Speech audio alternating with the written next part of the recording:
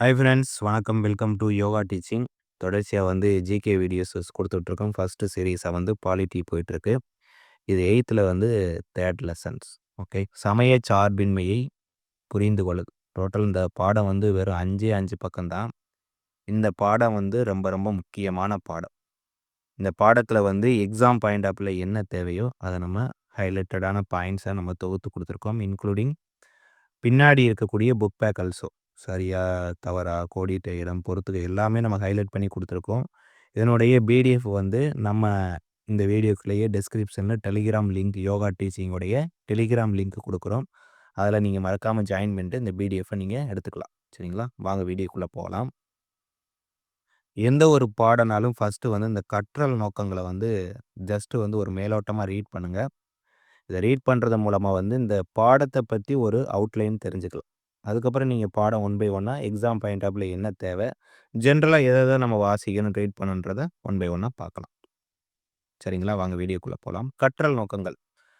சமய சார்பின்மையை பற்றி நம்ம அதனுடைய பொருளை புரிந்து கொள்ளுதல், சமய சார்பின்மையுடைய முக்கியத்துவத்தை அறிதல், அரசியலமைப்பில் உறுதியளிக்கப்பட்ட உரிமைகளை போற்றுதல், சமய சார்பற்ற கல்வியுடைய முக்கியத்துவத்தை நம்ம பகுப்பாய்வு செய்கிறது, சமய சார்பின்மை தொடர்பான அரசியல் அமைப்பு சார்ந்த பிரிவுகளை பற்றி நம்ம விவாதிக்க போகிறோம். சமய சார்பின்மையை பற்றி அரசியல் அமைப்பில் என்னென்ன ஆர்டிக்கல் விளக்கங்கள் கொடுத்துருக்காங்க அப்படின்றதையும் நம்ம 1 பை 1 பார்க்கலாம். அடுத்து இந்த என்ட்ரன்ஸ்லேயே முக்கியமான டேட்டா நோட் பண்ணிக்கோங்க. இந்தியா பல்வேறு நம்பிக்கைகளை சமமாக போற்றி மதிக்கக்கூடிய இடமாக இருப்பதோடு இல்லாமல் ஒரே தேசிய கண்ணோட்டத்தை கொண்டிருக்கும். இந்த ஸ்டேட்மெண்ட் அப்படியே கேட்டு இது யாருடைய ஸ்டேட்மெண்ட் கேட்கலாம். ஜவஹர்லால் நேரு.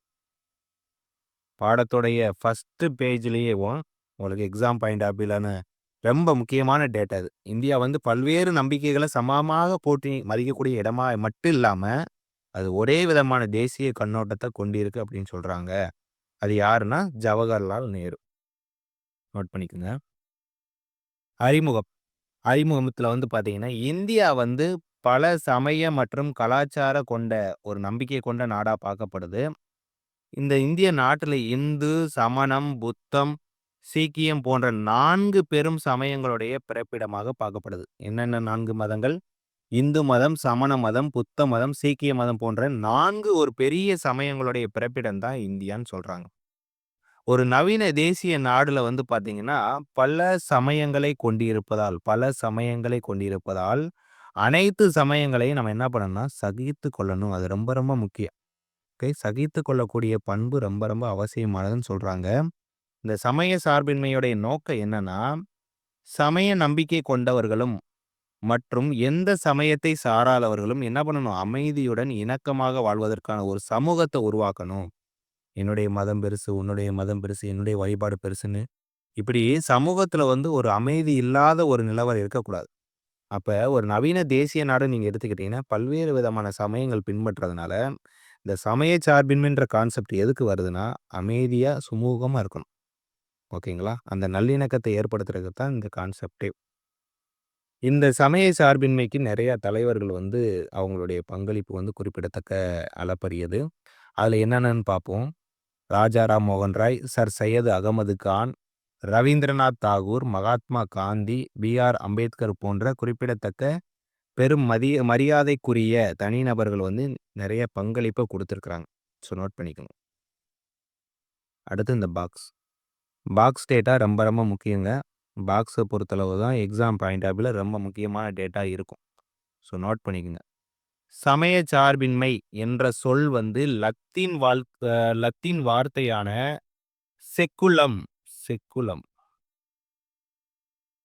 செக்குலம் என்பதிலிருந்து பெறப்பட்டது. கேட்கலாம், சமய சார்பின்ற சொல்லு எந்த லத்தீன் வார்த்தையிலிருந்து பெறப்பட்டது அப்படின்னா செக்குலம். இந்த செக்குலம் அப்படின்னா காலம். செக்குலம்னா என்னங்க? காலம், ஆன் ஏஜ்.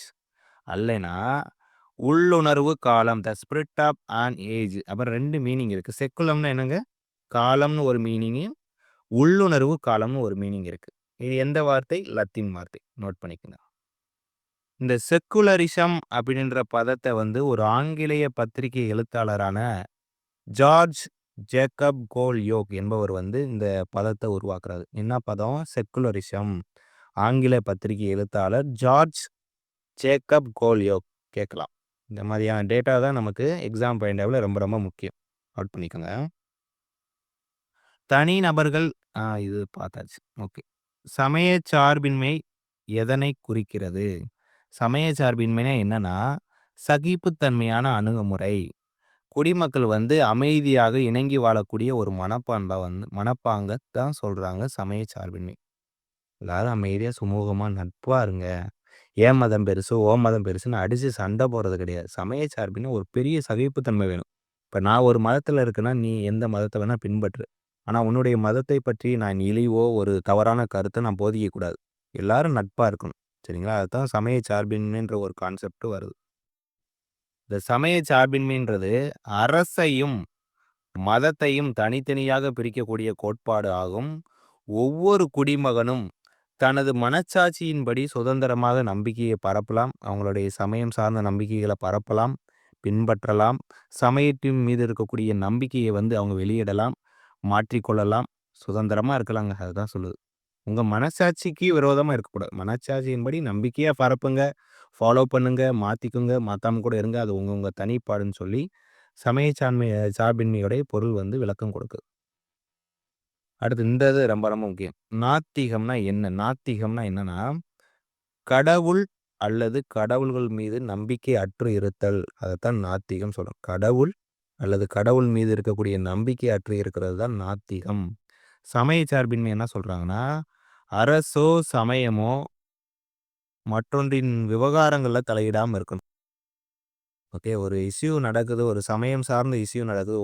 ஒரு 2 குறிப்பிட்ட சமயத்துக்கு இஷ்யூ நடக்குதுன்னா, அரசு வந்து ஒரு சமயத்துக்கு மட்டும் ஃபேவரா இருந்துறக்கூடாதுன்றது தான் இந்த இந்த லைன் சொல்லுது. அடுத்து வாங்க. ஒரு சமய சார்பின்மையுடைய நோக்கம் என்னவா இருக்கும் அப்படின்னா, ஒரு குறிப்பிட்ட குழு கமிட்டி இருக்கிறாங்கன்னா, ஒரு சமயத்துல ஒரு குழுவா இருக்கிறாங்கன்னா, ஆதிக்கம் செலுத்தாம இருக்கணும். அவங்க அதே சமயத்தை சார்ந்த மற்ற உறுப்பினர்கள் மீதும் ஆதிக்கம் செலுத்தாம இருக்கணும். டாமினேட் பண்றது இருக்கவே கூடாது. அது ரொம்ப ரொம்ப மோசம் அப்படின்னு சொல்றாங்க.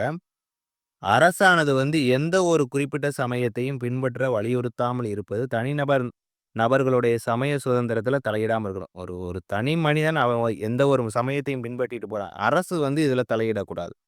ஒரு குறிப்பிட்ட சமயம் சார்ந்த விஷயங்களை நீங்க வலியுறுத்தணும், ஃபாலோ பண்ணணும், பின்பற்றணும்னு சொல்லி அரசு வந்து வலியுறுத்தாம இருக்கணும். இது ரொம்ப ரொம்ப முக்கியம். சமயம் நமக்கு பகைமையை போதிக்கவில்லை. இது புக் பேக்குங்க. சமயம் நமக்கு பகைமையை போதிக்கவில்லை. நாம் அனைவரும் இந்தியர்கள். இந்தியா நமது நாடு என்ற கவிஞர் இக்பால் வந்து எளிய வாக்கியம் சமய சார்பின்மை கருத்தை விளக்குகிறது. யாருடைய ஸ்டேட்மெண்ட் கேட்கலாம். கவிஞர் இக்பால் என்ன வாக்கியம்னா, இந்தியர்கள் நாமெல்லாம் எல்லாரும் இந்தியர்கள். இந்தியா வந்து நமது வீடு அப்படின்னு சொல்லி கவிஞர் இக்பால் வந்து சமய சார்பின்மையை பத்தி அழகா எடுத்துரைக்கிறாங்க. ஸோ ரொம்ப ரொம்ப நோட் பண்ணிக்கங்க. இம்பார்ட்டன்ட். சமய சார்பின்மையை பற்றி நாம் அனைவரும் இந்தியர்கள், இந்தியா எனது நாடு, நமது வீடு அப்படின்னு சொன்னவர் கவிஞர் இக்பால். அடுத்து இந்த அசோகருடைய 12வது பாறை அரசாணை ரொம்ப ரொம்ப முக்கியம். நோட் பண்ணுங்க. அரசானது எந்த ஒரு மதத்தை சார்ந்த பிரிவினருக்கும் எதிராக குற்றம் சாட்டாது என்று கிமு பொ ஆமுனா பொது ஆண்டு முன்பு 3ஆம் நூற்றாண்டிலேயே அறிவித்த முதல் பேரரசர் அசோகர் ஆவார். 3ஆம் நூற்றாண்டிலேயே சொல்லிட்டாருங்க. அரசு வந்து எந்த ஒரு மதத்தைக்கும் பிரிவினருக்கும் எதிராக குற்றம் சாட்டக்கூடாதுன்னு சொல்லி 3ஆம் நூற்றாண்டிலே அறிவித்த முதல் பேரரசர் அசோகர். நோட் பண்ணிக்கங்க. ரொம்ப ரொம்ப முக்கியம். தனது 12வது அரசாணை, பாறை அரசாணையில என்ன சொல்லியிருக்காங்கன்னா, அனைத்து மத பிரிவினருடன் சகிப்புத்தன்மையோடு மட்டுமில்லாமல் மிகுந்த மரியாதை கொடுக்கணும், மனநிலையை வளர்த்துக் கொள்வதற்கு தன்னுடைய மக்களுக்கு வந்து வேண்டுகோள் விடுத்திருக்கு. ரொம்ப ரொம்ப முக்கியங்க. 3ஆம் நூற்றாண்டு காலத்திலேயே வந்து எந்த ஒரு மதத்துக்கும் எதிராக குற்றம் சாட்டக்கூடாதுன்னு சொல்லி, நல்ல மனநிலை இருக்கணும், மரியாதையா நடந்துக்கணும்னு சொல்லி தன்னுடைய 12ஆம் அரசாணையில வந்து அசோகர் குறிப்பிட்டிருக்காரு. ரொம்ப ரொம்ப முக்கியமான விஷயம். அடுத்து சமய சார்பற்ற நாட்டுடைய பண்புகள்னா 3 பண்புகள், 3 கோட்பாடு சொல்றாங்க. சுதந்திர கோட்பாடு, இன்னொன்னு சமத்துவ கோட்பாடு, நடுநிலை கோட்பாடு. சுதந்திர கோட்பாடுனா எந்த சமயத்தையும் பின்பற்ற அரசு அனுமதி அளிக்கணும். எந்த சமயமா இருங்க, நீங்க ஃபாலோ பண்ணிக்கங்க. அரசு வந்து அதுக்கு வந்து பெர்மிஷன் குடுக்கணும். சமத்துவ கோட்பாடுனா, அரசு எந்த ஒரு சமயத்திற்கும் மற்றவருக்கு மேலாக முன்னுரிமை அளிக்காது இருத்தல். எல்லாத்தையுமே ஈக்குவலா ட்ரீட் பண்ணணும். நடுநிலை கோட்பாடுனா, சமய விவகாரங்கள் ஏதாவது ஒரு இஷ்யூ நடக்குதுன்னா, அரசு வந்து நடுநிலைமையா இருக்கணும். இந்த சமயம், அந்த சமயம்னு சொல்லிட்டு ஒரு குறிப்பிட்ட சமயத்துக்கு மட்டும் ஃபேவரா இல்லாம நடுநிலைமையா இருக்குன்னு சொல்றாங்க. அடுத்து சமய சார்பற்ற நாடு அப்படின்னா, எந்த ஒரு சமயத்தையும் அதிகாரப்பூர்வமாக ஊக்குவிக்காமல், ஒவ்வொரு சமயத்தையும் சமமாக நடத்தணும். இதுதான் பார்த்தோம். சுதந்திரமா ஃபாலோ பண்ணலாம், பின்பற்றலாம், நடுநிலைமையா இருக்கலாம். இதையும் நம்ம பார்த்தோம். ஸோ இதெல்லாம் ஜஸ்ட் ஃபார் ரீடுங்க. நான் முக்கியமான டேட்டா மட்டும் உங்களுக்கு கன்வே பண்றேன். அனைத்து குடிமக்களும் எவ்வித சமய நம்பிக்கை கொண்டிருந்தாலும், அவங்க என்ன பண்ணலாம்? அரசு பணியில நுழைய தகுதி வாய்ந்தவர்கள். அதேபோல ஒரு குறிப்பிட்ட சமயத்திற்கு ஆதரவாக வந்து நம்ம வரிகள வந்து வசூலிக்கக்கூடாது. அது அரசா இருக்கட்டும், தனிநபரா இருக்கட்டும். வரி வந்து வசூலிப்பதில்லைன்னு சொல்லியிருக்காங்க. அடுத்து, சமய சார்பின்மையுடைய முக்கியத்துவம் எதுக்குன்னா, இந்தியாவுல வந்து பார்த்தீங்கன்னா, அனைத்து சமயங்களையும் சமமாக நடத்த வேண்டும்ன்ற ஒரு பேசிக் கான்செப்ட் வந்து படிப்படியா தோன்றியது. இது வந்து மக்களிடையே வந்து அமைதி, நல்லிணக்கத்தை பராமரிக்க நமக்கு ஒரு சமய சார்பற்ற நாடு அவசியமாகும். இது வந்து சம உரிமைகளை வழங்கக்கூடிய மக்களாட்சியோட ஒரு பகுதி. ஏன் சமய சார்பற்ற நாடு வேணும்னா, மக்கள்ட்ட ஒரு அமைதியான, ஒரு நல்லிணக்கமா, ஒற்றுமையா இருக்கிறதுக்காகத்தான் சமய சார்பற்ற நாடுன்றது ரொம்ப ரொம்ப அவசியமா இந்த பாராகிராஃப்ல சொல்லுது. அடுத்து வாங்க. இது ரொம்ப ரொம்ப முக்கியம். முகலாய பேரரசர் வந்து அக்பர் வந்து மத சகிப்புத்தன்மை கொள்கையை பின்பற்றுறாரு. எப்படின்னா, தீன் இலாகினா தெய்வீக நம்பிக்கை மற்றும் குல் அப்படின்னா அனைத்து சமயத்தினரிடையே அமைதி மற்றும் நல்லிணக்கம் ஆகியவை அவருடைய சமய சகிப்புத்தன்மையை எடுத்து எம்புகிறது. கொஸ்டின் கேட்கலாம். மத சகிப்புத்தன்மை கொள்கையை தீவிரமாக பின்பற்றிய முகலாய அரசர்ன்னு கேட்டீங்கன்னா அக்பர். அவர் வந்து 2 விஷயம் கான்செப்ட் சொல்றார். தீன் இலாகினா தெய்வீக நம்பிக்கை, குல் அப்படின்னா அனைத்து சமயத்தினருமே அமைதி மற்றும் நல்லிணக்கம். இந்த ரொம்ப ரொம்ப நோட் பண்ணிக்கங்க. எக்ஸாம் பாயிண்ட் ஆஃப் வியூல இது ரொம்ப ரொம்ப முக்கியம். அடுத்து அரசியல் அமைப்பும் சமய சார்பின்மையும். சமய சார்பின்மை என்னங்க? அரசியலமைப்போட ஒரு அங்கம். நம்ம வந்து அனைத்து மக்களும் அவர்களது சமயத்தை பின்பற்ற சுதந்திரம் பெற்றிருந்தால் மட்டுமே வலிமையான, ஒற்றுமையான நாட்டை உருவாக்க இயலும் என்பதை உணர்ந்திருக்கிறாங்க. எனவே சமய சார்பின்மைன்றது மக்களாட்சி வளர்ச்சிக்கான அடிப்படை கொள்கைகளில் ஒன்றாக ஏற்றுக்கொள்ளப்பட்டது. அப்ப சமய சார்பின்றது ரொம்ப ரொம்ப முக்கியமா வந்து அரசியலமைப்பிலே பார்க்கப்படுது. இது ஒரு அங்கம் அப்படின்னு சமய சார்பின்மை எடுத்துக்கலாம். இது ரொம்ப ரொம்ப முக்கியம். இந்த ஆர்டிகிள் சார்ந்தது, விதிகள், சட்டங்கள் சார்ந்த விஷயங்கள் வந்து ரொம்ப ரொம்ப முக்கியம். எக்ஸாம் பாயிண்ட் ஆஃப் வியூல ரிஃப்ளெக்ட் அதாவது பிரதிபலிக்கக்கூடிய ஒரு டேட்டா. இந்த சமய சார்பற்ற அப்படின்ற ஒரு வேர்டு ஃபர்ஸ்ட் 1950 ஏற்றுக்கொள்ளப்பட்ட நமது அரசியல் அமைப்புல குறிப்பிடப்படவில்லை. நமது அரசியல் அமைப்பு வந்து நடைமுறைக்கு வந்தது 1950 ஜனவரி 26ங்க. இந்த டைம் வந்து அரசியல் அமைப்புல வந்து இந்த சமய சார்பற்றன்ற வார்த்தை இருக்காது. பின்னால் என்ன பண்றாங்கன்னா, 1976 42வது சட்ட திருத்தத்தின் மூலம் தான் முகவுரையில வந்து இந்த சமய சார்பற்றன்ற வார்த்தையை சேர்க்கிறாங்க. இங்க பாருங்க, இந்தியா இறையாண்மை வாய்ந்த சமதர்ம இந்த சமய சார்பற்ற இந்த வேர்ட் எப்போ கொண்டு வராங்க? 1976 42வது சட்ட திருத்தத்துல தான் கொண்டு வராங்க. ஆனா, இந்திய நடைமுறைக்கு வரும்போது கொண்டு வரல. அத நோட் பண்ணிக்கோங்க. சரிங்களா? அடுத்து கீழ வாங்க. 1954ல நடைபெற்ற பம்பாய் மாநிலம் ரத்திலால் பன்சந்த் வழக்குல மேன்மை மிக்க உச்சநீதிமன்றத்தால் சுட்டிக்காட்டப்படுது. இது ஒரு லைன்ல குடுத்துருக்காங்க. நீங்க இதுல தெரிஞ்சுக்கிறது வந்து, இந்த 1954ல பம்பாய் மாநிலத்துக்கும் ரத்திலால் பன்சந்த் வழக்கு மட்டும் நோட் பண்ணிக்கணும். இந்த வழக்கு எப்போது நடைபெற்றதுன்னா 1954. நீங்க இத பத்தி கொஞ்சம் பிரீஃபா வந்து நீங்க வந்து விக்கிபீடியால போட்டு தெரிஞ்சுக்கணும். ஒரு குறிப்பிட்ட பாயிண்ட்ட மட்டும் நீங்க படிக்கக்கூடாது. நீங்க ஸ்கூல் புக்க முடிச்சதுக்கப்புறம், நீங்க ஸ்கூல் புக்ல என்னென்ன வார்த்தைகள்லாம் தெரியலையோ, அத கொஞ்சம் எவாப்பரேட்டா நீங்க படிக்கணும். சரிங்களா? அடுத்து கஜுரா கோவில்ல காணப்படக்கூடிய 19ஆம் நூற்றாண்டை சேர்ந்த இந்து கோவில்ல, சிகரத்திற்கு பதிலாக இந்து பாணியிலான கோபுரம், சமண விதானம், புத்த ஸ்தூபி மற்றும் இஸ்லாமிய பாணியிலான குவிமாடம் ஆகியவற்றை கொண்டு அமைச்சிருக்காங்க. இந்த படத்த பார்த்து தெரிஞ்சுக்கலாம். ஓகே. எந்த நூற்றாண்டு கேட்கலாம். 19ஆம் நூற்றாண்டுல கஜுரா கோவில்ன்ற காணப்படக்கூடிய இந்து கோயில். அந்த கோவில்ல என்னென்ன சிறப்பம்சங்கள கொண்டு நான் அத அமைச்சிருக்காங்கன்றது தான் இந்த வேர்டு. இந்த நூற்றாண்டுன்றது ரொம்ப முக்கியம். 19ஆம் நூற்றாண்டு. அடுத்து இந்திய அரசியலமைப்பு பின்வரும் தனி சிறப்புகள கொண்டிருக்கு. என்னென்னன்னா பார்த்துலாம். இதெல்லாம் ஜஸ்ட் ரீடு. அரசானது எந்த ஒரு சமயத்தாலும் தன்னை அடையாளம் காணாது, சமயத்தால் கட்டுப்படுத்தப்படாததாக இருக்க வேண்டும். ஒவ்வொருவரும் அவங்க விருப்பத்துக்கு ஏற்ப எந்த ஒரு சமயத்தை பின்பற்றக்கூடிய உரிமையை அரசு உறுதி செய்கிறது. எந்த சமயத்திற்கும் அரசு முன்னுரிமை சலுகைகளை அளிப்பதில்லை. கரெக்ட் தான். எந்த ஒரு நபருக்கும் அவரது சமய நம்பிக்கையின் காரணமாக அரசு எவ்வித பாகுபாடும் காட்டாது. இது இந்திய மக்களிடையே சகோதரத்துவத்தை உருவாக்குவதோடு தனி மனித மாண்பிற்கும் நாட்டுடைய ஒற்றுமை மற்றும் ஒருமைப்பாட்டிற்கும் உறுதியளிக்கிறது. இதெல்லாம் ஜஸ்ட் ஃபார் ரீட் விட்டுக்கும். ஓகே, அடுத்து வாங்க. சமய சார்பற்ற இந்திய நாடு வந்து அனைத்து சமய விழாக்களுக்கும் பொது விடுமுறை, காமன் லீவ். ஓகே, அதாவது சமய சார்பற்ற நாடு தான் இந்தியா. எல்லா சமயம் சார்ந்த பண்டிகை விழாக்களுக்கு வந்து காமனா வந்து அரசாங்கம் வந்து விடுமுறை கொடுத்துறாங்க. இது வந்து ஒரு பியூட்டிஃபுல்லான விஷயம். அதாவது ஈக்குவலா ட்ரீட் பண்றத இத பார்க்க முடியுது. இது ரொம்ப ரொம்ப முக்கியங்க. அரசியலமைப்பு பிரிவுகளுடைய அடித்தளம். இந்த ஆர்டிக்கிள் வந்து ரொம்ப ரொம்ப முக்கியம். இதுதான் எக்ஸாம் பாயிண்ட் ஆஃப்ல கேட்கக்கூடிய டேட்டாஸ். பிரிவு 15 சமயம், இனம், சாதி, பாலினம், பிறப்பிடம் ஆகியவற்றின் அடிப்படையில வந்து பாகுபடுத்துவதை தடை செய்யுது. எது? ஆர்டிக்கிள் பிரிவு 15. பிரிவு 16 வந்து பொது வேலைவாய்ப்புகள்ல சமமா வாய்ப்பளிக்கிறது. பிரிவு 25(1) என்ன சொல்லுதுன்னா, எந்த ஒரு சமயத்தினை ஏற்கவும், பின்பற்றவும், பரப்பவும் உரிமை வழங்குதுன்னு சொல்லுது. எல்லாம் அப்படியே நோட்டு போட்டு எழுதுங்க. அப்பனாத்தான் உங்களுக்கு ரிப்பீட்டட் ஸ்டடி மோட் ஆன். நீங்க ரிப்பீட்டடா இந்த மாதிரியான டேட்டாஸ நீங்க படிக்கும்போது தான் ஞாபகம் இருக்கும். பிரிவு 26 என்ன சொல்லுதுன்னா, சமய விவகாரங்களை நிர்வகிக்கக்கூடிய சுதந்திரம். பிரிவு 27 வந்து பார்த்தீங்கன்னா, எந்த ஒரு குறிப்பிட்ட சமயத்தையும் ஆதரிக்க அரசானது எந்த ஒரு குடிமகனையும் வரி செலுத்துமாறு வற்புறுத்தக்கூடாது. ஒரு குறிப்பிட்ட சமயம் சார்ந்து ஆதரிக்கக்கூடாது அரசு 1.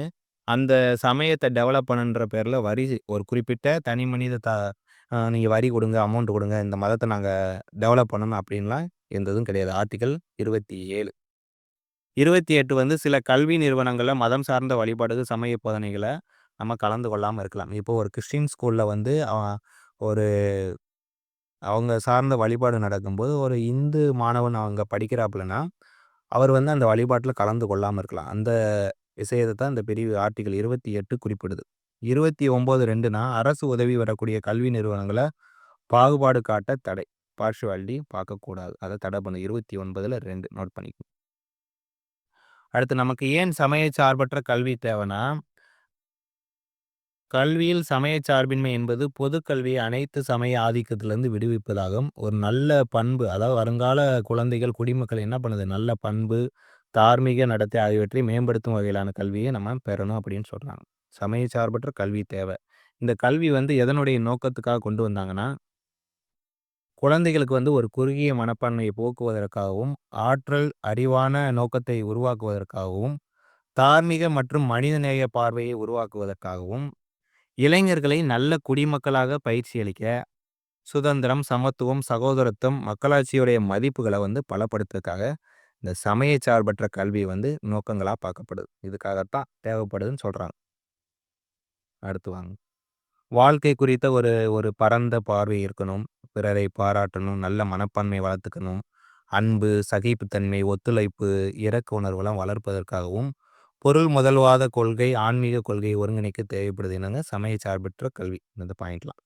அவ்வளோதாங்க, பாடம் முடிச்சு. இந்தியா ஒரு சமய சார்பற்ற நாடு. எல்லாம் தெரியும். இங்க வாங்க.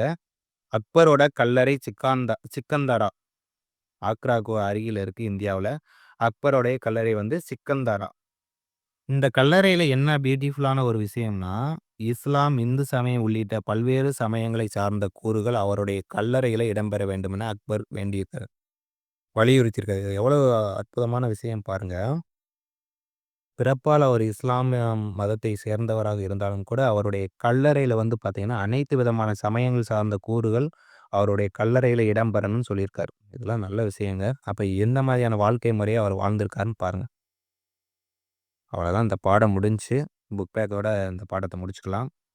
சமய சார்பின்மை என்பது அப்படின்னா, எந்த ஒரு சமயத்தை சார்ந்த குடிமகனும் சகிப்புத்தன்மையுடன் அமைதியாக, இணக்கமாக வாழ்தல். செகண்ட், இந்தியா ஒரு டேஸ் கொண்ட நாடாகும்னா, பல்வேறு சமய நம்பிக்கையும் வரும், பல்வேறு பண்பாட்டு நம்பிக்கை வரும். அப்ப ஆனாவும், ஆவனாவும் கரெக்ட். இதான் ஆப்ஷன். அடுத்து இந்திய அரசியலமைப்புடைய முகவுரை திருத்தப்பட்டது வந்து 1976 42வது சட்ட திருத்தம். பின் வருவனவற்றுள் எது இந்தியாவை சமய சார்பற்ற நாடாக விவரிக்கிறதுனா, அரசியலமைப்போட முகவுரை தான். அந்த வேர்டு வந்து கொண்டு வந்திருப்பாங்க. 1976ல சமய சார்பற்றன்ற ஒரு வேர்டு கொண்டு வந்திருப்பாங்க. சமய சுதந்திர உரிமை எதனுடன் தொடர்புடையதுன்னா, அடிப்படை உரிமையோட தான் தொடர்புடையது. அடுத்து 6வது, அரசியலமைப்புடைய பிரிவு 28 வந்து எந்த வகையான கல்வியை அரசு உதவி பெறக்கூடிய கல்வி நிறுவனங்கள தடை செய்றாங்கன்னா, சமய போதனைகள். Option A. ஒரு நாடு சமய சார்பற்ற நாடாக எப்போது கருதப்படும் எனினா, அவங்க வந்து ஒரு குறிப்பிட்ட சமயத்திற்கு முக்கியத்துவம் அளிக்காம இருக்கணும். ஒரு குறிப்பிட்ட மதம் சார்ந்து இம்பார்ட்டன்ட் குடுக்காம எல்லாத்தையும் ஈக்குவலா ட்ரீட் பண்ணணும். அடுத்து கோடிட்டே தான். சமயம் நமக்கு டேஸ் போதிக்கவில்லைனா, பகைமையை போதிக்கவில்லை. சமய சார்பின்மை ஜனநாயகத்துடைய ஒரு பகுதி. அது நமக்கு என்ன அளிக்குதுன்னா, சம உரிமையை அளிக்கிறது. டேஸ் என்பது கடவுள் மற்றும் கடவுள்கள் மீது நம்பிக்கையற்று இருப்பதாகும்னா, நாத்திகம். பார்த்தீங்க, நாத்திகம்னா கடவுள் இல்லன்னா, கடவுள் மீது நம்பிக்கையற்று இருப்பதாகும். நமது அரசியலமைப்புடைய அடிப்படை நோக்கம் என்னன்னா, தேசிய ஒற்றுமை மற்றும் ஒருமைப்பாட ஊக்குவிப்பதுதான். 5. பிரிவு 15 சமயம், சாதி, பாலினம் அல்லது பிறப்பிடம் ஆகியவற்றின் அடிப்படையில் டேஸ் காட்டுவதை தடை செய்கிறதுனா, பாகுபாடு காட்டுவதை தடை செய்கிறது. அடுத்து பொறுத்துக்க பார்க்கலாம். நாத்திகம், நாத்திகம்னா கடவுள் நம்பிக்கையற்று இருப்பது. குழந்தைகள்னா வருங்கால குடிமக்கள். தீன் இலாகினா தெய்வீக நம்பிக்கை. அரசியல் அமைப்புன்றது வந்து 1950 ஜனவரி 26ல நடைமுறைக்கு வந்துச்சு. அதனால 1950. கோல் யோக் அப்படின்றது வந்து செக்குலரிசம் பதத்தை உருவாக்கியிருப்பாங்க. ராஜாராம் மோகன் ராய் வந்து சமூக சீர்திருத்தவாதி. ஸோ நோட் பண்ணிக்கோங்க. அடுத்து சரியா தவறா பார்க்கலாம். இந்திய நாட்டிற்கான ஒரு சமயம் இருக்கா? இல்லைங்க. கண்டிப்பா இது தவறு.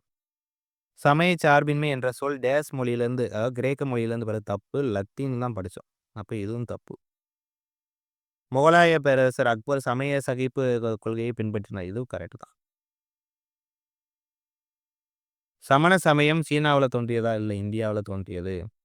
இந்திய அரசாங்கம் அனைத்து சமய விழாக்களுக்கும் விடுமுறை அளிக்குது. ஆமா, காமன் லீவ் உண்டு. ரைட், இதுவும் சரி. அடுத்து சரியான கூற்றை தேர்ந்தெடு. இந்தியா போன்ற சமய பன்முகத்தன்மை கொண்ட சமூகத்திற்கு சமய சார்பின் வந்து விலை மதிப்பற்ற ஒன்றாகும். இது கரெக்ட்.